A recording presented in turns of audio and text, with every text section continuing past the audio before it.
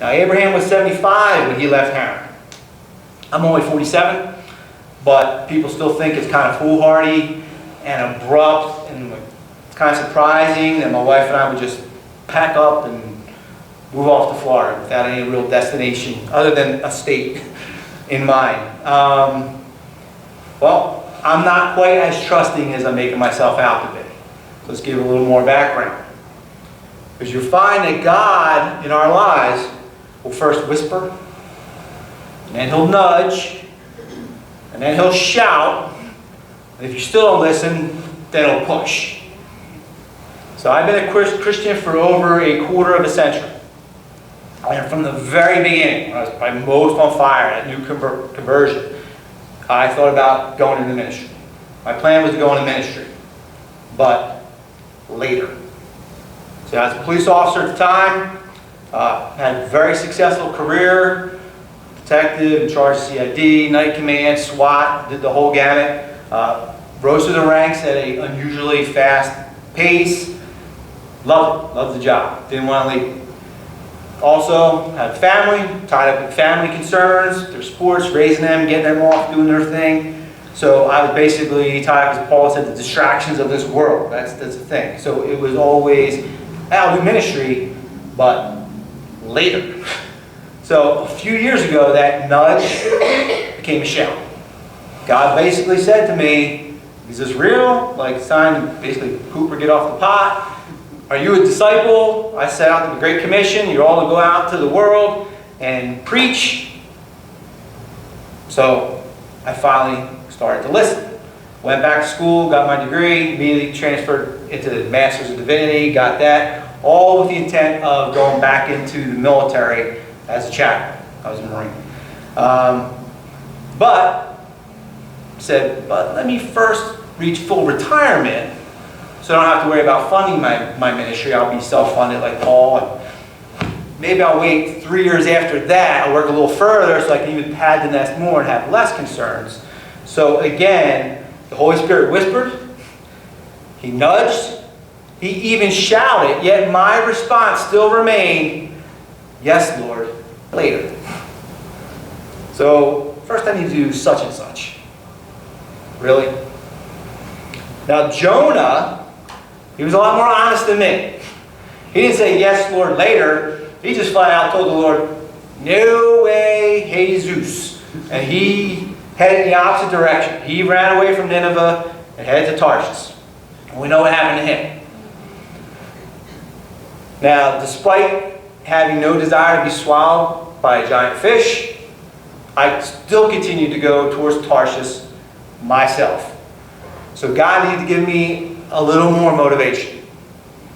So this year, I'm not going to go into the specific details. I'll just say He started removing one thing from another and another that ties me to the land of my father.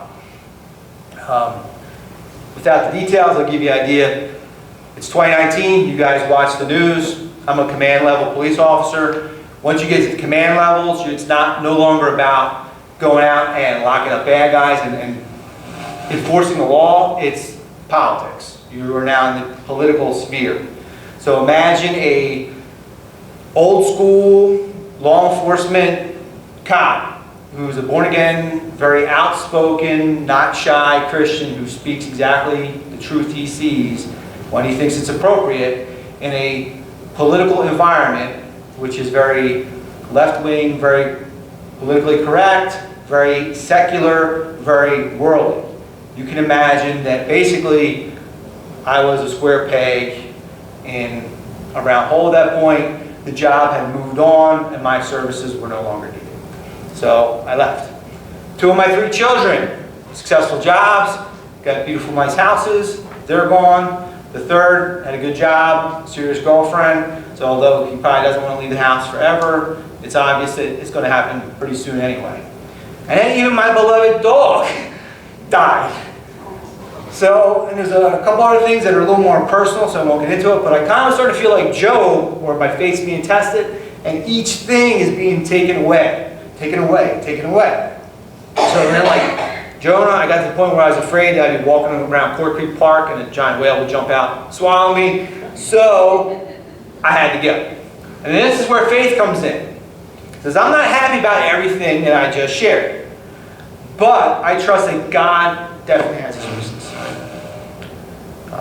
God has his plan, and his plans are beyond anything that I could imagine in my flawed and earthly human mind.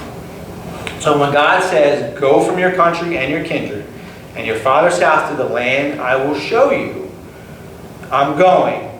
He will count my faith as righteousness. Now, I'm not talking about any Joel Osteen type of nonsense here. Abraham made out pretty well when he got to his promised land. But there were certainly plenty of pitfalls between Haran and the promised land. I'm not expecting a land flowing with milk and honey.